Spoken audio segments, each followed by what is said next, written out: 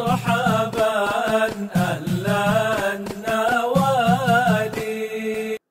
Kemudian rumah ini menjadi bercahaya juga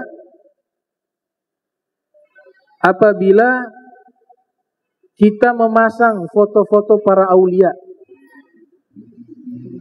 Jadi foto-foto para aulia itu membawa keberkahan. Foto-fotonya para aulia dan mengusir syaitan.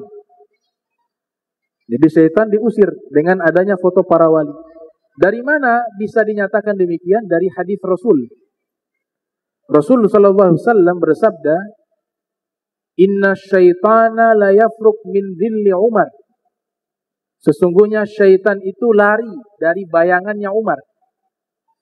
Kalau bayangannya saja bisa lari, bagaimana dengan wujudnya? Berupa foto. Nabi katakan bayangannya Sayyidina Umar, itu syaitan bisa lari. Bayangan, tidak ada wujud. Tapi bayangannya orang soleh, bayangannya seorang wali, Sayyidina Umar wali gabir, seorang wali besar.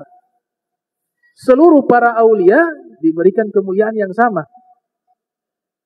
Nah, para ulama dari guru-guru kami mengatakan fadail fotonya para wali diantaranya mengundang arwah-arwah yang baik, diantaranya malaikat. Diantaranya malaikat. Kemudian mengusir syaitan.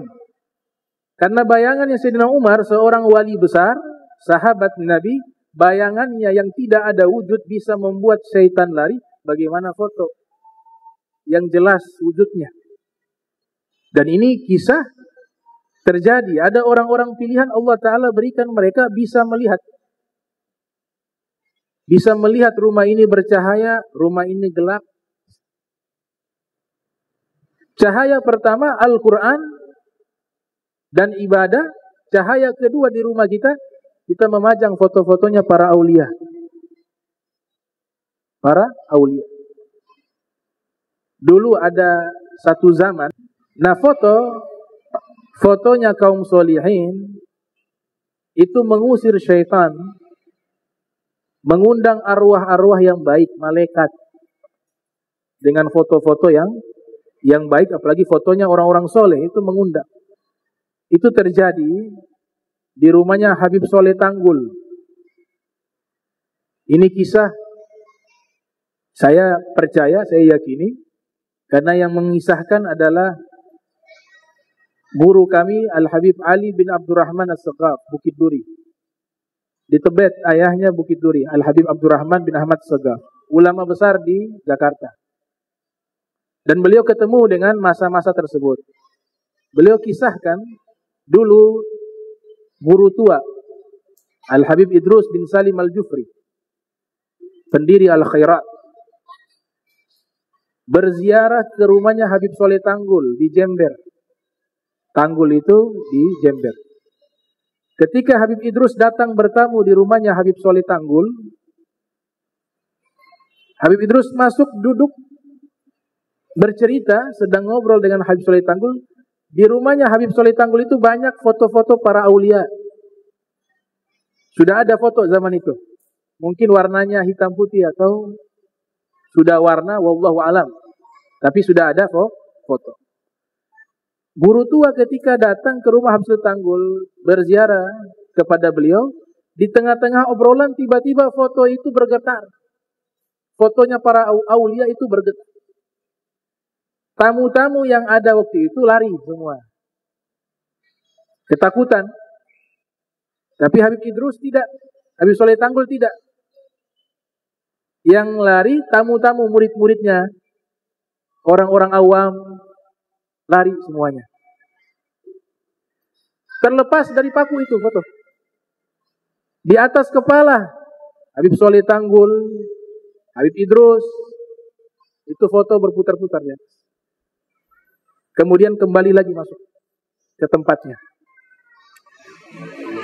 Guru tua mengatakan, atau Habib Soleh Tanggul yang mengatakan, Toribats arwahuhum, Toribats arwahuhum, arwah mereka bahagia dengan kedatangan engkau.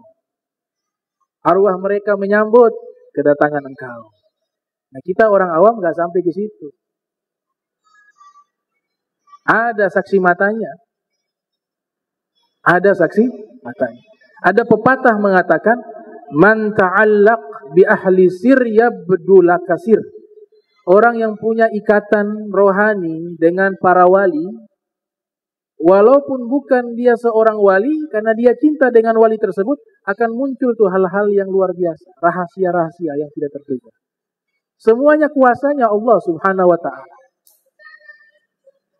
Nah, ini kalau mengatakan tidak masuk di akal, ya memang keramat itu tidak masuk di akal. Makanya namanya keramat. Kalau masuk di akal, ya bukan hal yang luar biasa. Dan keramat, Imam Nawawi yang mengatakan, bukan saya yang mengatakan, Imam Nawawi, kurang apa ahli hadis, ahli fikih, pakar dari berbagai bidang ilmu, tokoh besar di mazhab Syafi'i. Beliau punya kitab namanya Bustanul Arifin. Bustanul Arifin. Kitab terakhir yang beliau susun.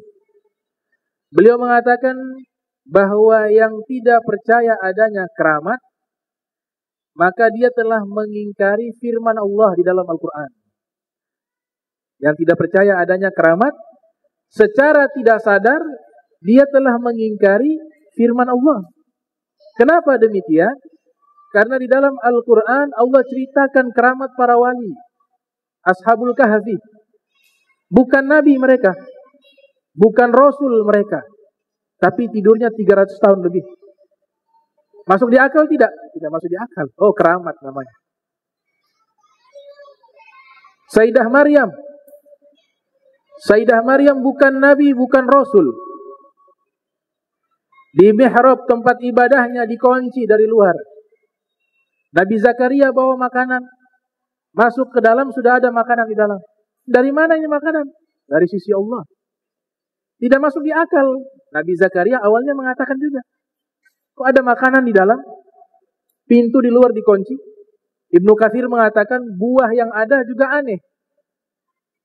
Kalau saya bawa makanan di musim dingin, buah yang ada itu tumbuh di musim panas. Itu dimiliki oleh Sayyidah Maryam. Sebaliknya demikian. Tidak masuk di akal. Keramat namanya. Ayat Al-Quran. Bukan hanya di situ. Nabi Sulaiman singgasananya berpindah. Ratu Balqis. Berpindah. Asif namanya yang memindahkan. Asif. Memindahkan singgasananya Ratu Balqis. Ya, dikatakan dalam Al-Quran. Qabla ayyartadda ilaika tarfuk. Sebelum engkau kedipkan mata, itu singgasana sudah pindah. Pindah benar. Nabi Sulaiman lihat itu. Sudah pindah singgasananya Ratu Balqis. Falamma ra'ahu mustaqirran indahu, qala hadza min fadli rabbi. Ketika Nabi Sulaiman melihat singgasananya Ratu Balqis sudah pindah, mengatakan ini karunia dari Allah Subhanahu wa taala. Asif bukan nabi.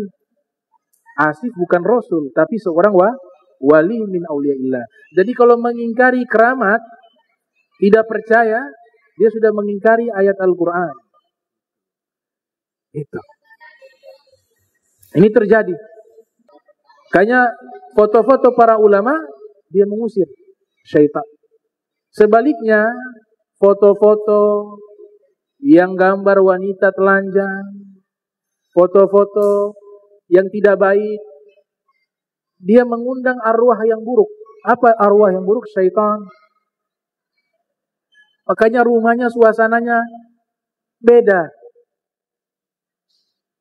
Syaitan kalau sudah kuasai itu rumah dengan penghuninya, dia akan membuat kita sulit untuk khusyuk, sulit untuk taat kepada Allah.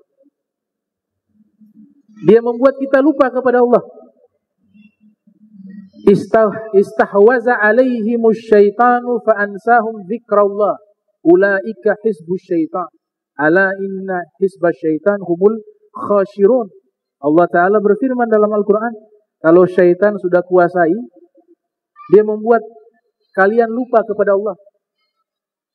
Dan masuk golongannya syaitan. Kalau sudah masuk golongannya syaitan, khasirun, merugi. Nah, orang yang sudah lupa kepada Allah, sudah tidak taat lagi, tidak mau taat dengan perintah Allah wa Rasulullah SAW, itu indikator sudah dikuasai oleh syaitan. Apalagi jangka panjang. Dari dulu tidak berubah. Ya, kaum solihin mereka itu ketika belum balik, orang-orang solihin terdahulu belum balik, karena mereka rasa takutnya luar biasa, dia hitung sholatnya yang dulu masih kecil ditinggal, masih belum balik. Berapa tahun itu dia belum melakukannya, dia hitung, dia qadha. Padahal tidak harus seperti itu. Kenapa? Takut ada sholat yang terlewatkan. Karena ini hutang di hadapan Allah Subhanahu wa taala. Ini yang pertama kali dihisab oleh Allah Subhanahu wa taala, as-shalah, yaitu sholat. Jadi setan sudah kuasai.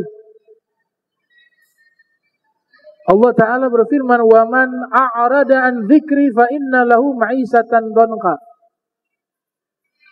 وَنَحْشُرُهُ يَوْمَ الْقِيَامَةِ أَعْمَى. Orang yang sudah tidak taat lagi kepada Allah, Allah berikan hidupnya sempit. Di dunia sudah rasa sempit, apalagi di akhirat. Ma'isatan donka itu artinya sempit, susah, sulit. Imam Tabari mengatakan, dikasih kesulitan dia di dua tempat, di dunia dan di akhirat. Di akhiratnya di mana? Di Jahannam. Neraka Jahannam. Firman Allah, bukan ucapannya ulama. Wa man a'rad an dzikri fa inna lahu ma'isatan dhanka wa nahsyuruhu yaumal qiyamati a'ma. Kemudian di hari kiamat kami himpun mereka dalam keadaan buta. A'ma. Buta.